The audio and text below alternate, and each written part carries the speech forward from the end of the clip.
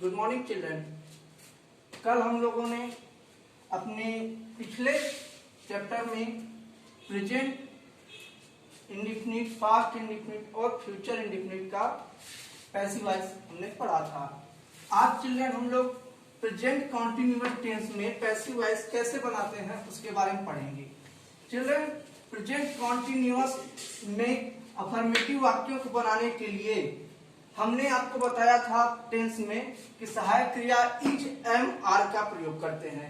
एक वचनकर्ता के साथ हम लोग इज का प्रयोग करते हैं, बहुवचनकर्ता के साथ हम लोग आर का प्रयोग करते हैं और आई के साथ हम लोग एम का प्रयोग करते हैं। लेकिन हम लोगों को टेंस मतलब नहीं, हम लोग पढ़ रहे हैं पैसिव वॉइस। तो पैसिव वॉइस में हालांकि जैसे हमने आपको बताया कि कर्ता प्रधान होता है, कर्ता नहीं कर्म प्रधान होता है।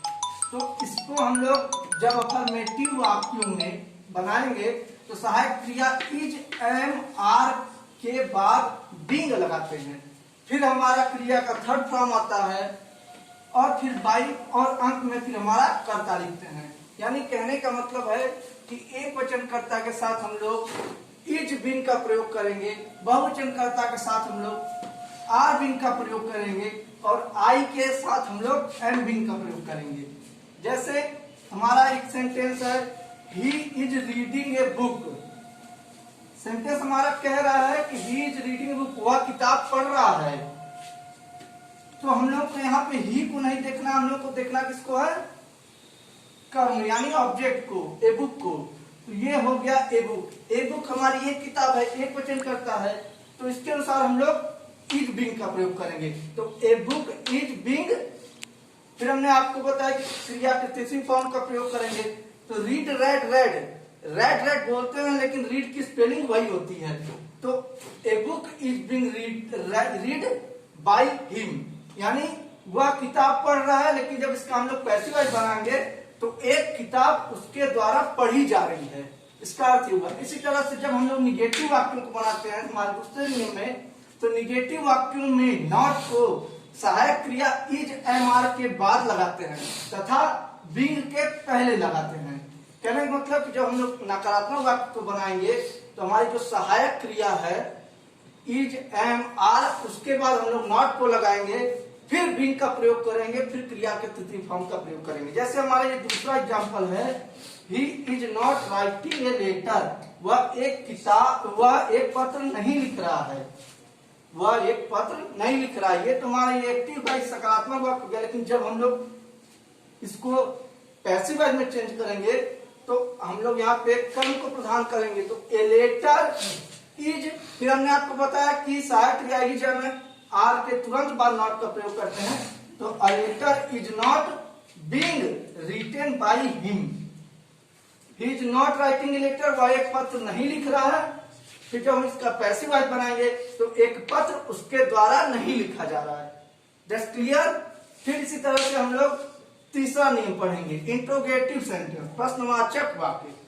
चिल्ड्रन, इसमें बहुत ज्यादा दिक्कत नहीं है। इंट्रोगेटिव वाक्यों में इज, एम, आर को वाक्य के शुरू में लिखते हैं, फिर उसके बाद शेष पहले की तरह ही लिखा जाता है। जैसे हमारा ये एग्जाम्पल है, am I telling a story, क्या मैं एक कहानी बता रहा हूं।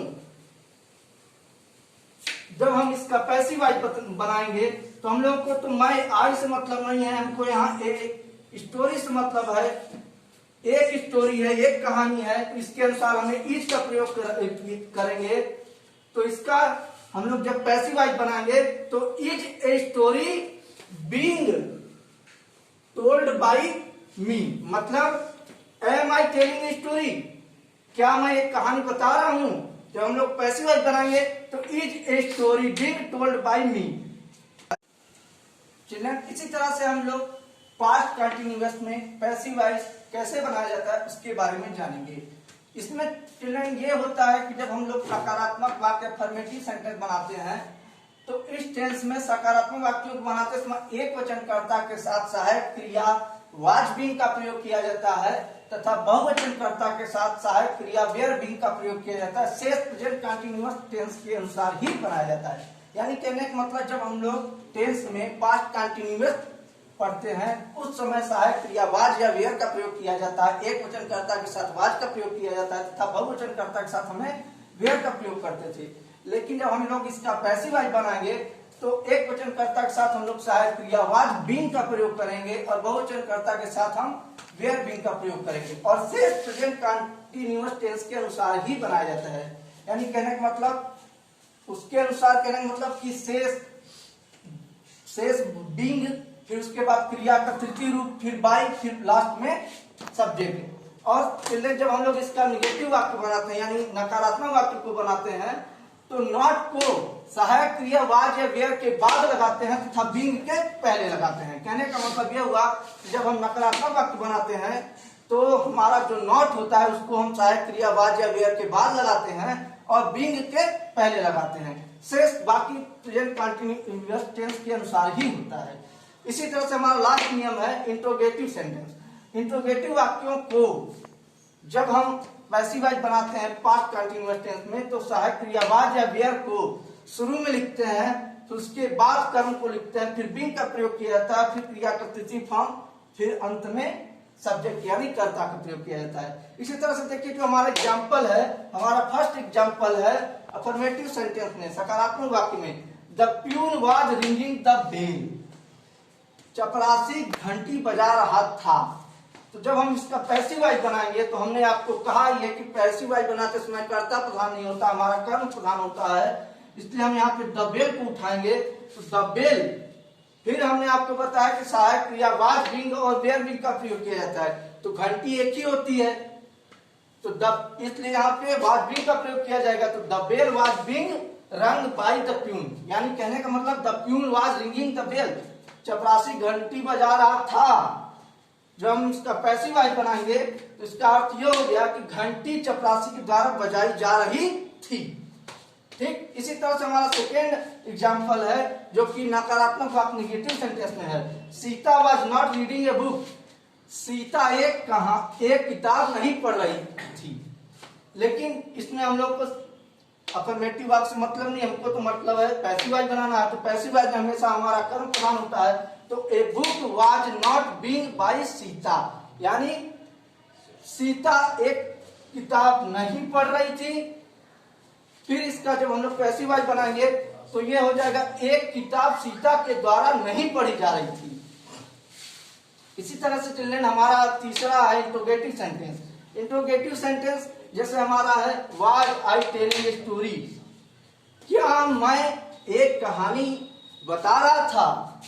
जब हम लोग इसका पैसिव वॉइस बनाएंगे तो वाज तो लगेगा ही, हमने आपको नियम में बताया कि सहायक क्रिया वाज या वेयर को पहले लगाते हैं। तो was a story being told by me, यानी क्या एक कहानी मेरे द्वारा।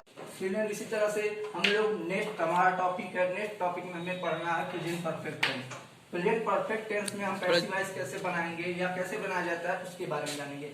चिल्ड्रन प्रेजेंट परफेक्ट टेंस में पैसिव वॉइस बनाते समय सहायक क्रिया हैज बीन का प्रयोग किया जाता है तथा हैव बीन का प्रयोग किया जाता है। एक वचनकर्ता के साथ हम लोग सहायक क्रिया हैज बीन का प्रयोग करते हैं तथा बहुवचनकर्ता के साथ हम लोग सहायक क्रिया हैव बीन का प्रयोग करते हैं। यानी कहने का मतलब जब हम लोग एक्टिव वॉइस बनाते हैं तो प्रेजेंट परफेक्ट टेंस में सहायक क्रिया हैव या हैज का प्रयोग किया जाता था, लेकिन इसमें ठीक उल्टा एक वचनकर्ता के साथ यहाँ पे हैज बीन का प्रयोग किया जाएगा, बहुवचनकर्ता के साथ हैव बीन का प्रयोग किया जाएगा। चिल्ड्रन इसी तरह से हमारा दूसरा नियम है नकारात्मक वाक्य। निगेटिव सेंटेंस को हम लोग कैसे बनाते हैं। निगेटिव वाक्यों को बनाते समय नॉट को सहायक क्रिया हैज या बीन के बाद तथा बीन के पहले लगाते हैं। कहने का मतलब जो हमारा सहायक क्रिया हैव और हैज है उसके बाद नॉट को लगाएंगे और बीन के पहले लगाते हैं। तो ये तो हमारा हो गया निगेटिव सेंटेंस, नकारात्मक वाक्य कैसे बनाया जाता है उसके बारे में हमने जाना। फिर इसी तरह से हमारा तीसरा नियम है इंट्रोगेटिव सेंटेंस, प्रश्नवाचक वाक्य। इंट्रोगेटिव सेंटेंस में passive voice present perfect tense का बनाते समय सहायक क्रिया हैव या हैज को पहले लगाते हैं तथा बीन को कर्म के बाद लगाते हैं। कहने का मतलब जब हम लोग प्रेजेंट परफेक्ट टेंस में ये एक्टिव वॉइस में इंट्रोगेटिव सेंटेंस बनाते थे तो सहायक क्रिया हैव या हैज को पहले लाते थे, फिर कर्ता को लाते थे, लेकिन इसमें ठीक उल्टा है। यहाँ पे सहायक क्रिया है गया है, इसको पहले तो लाएंगे, फिर कर्म को लाएंगे, उसके बाद बीन का प्रयोग करेंगे, फिर क्रिया का तृतीय रूप और अंत में करता है, यानी कि सब्जेक्ट हमारा। इसी तरह जो एग्जाम्पल है, पहला एग्जाम्पल है I have written a letter, मैं एक पत्र लिख चुका हूं।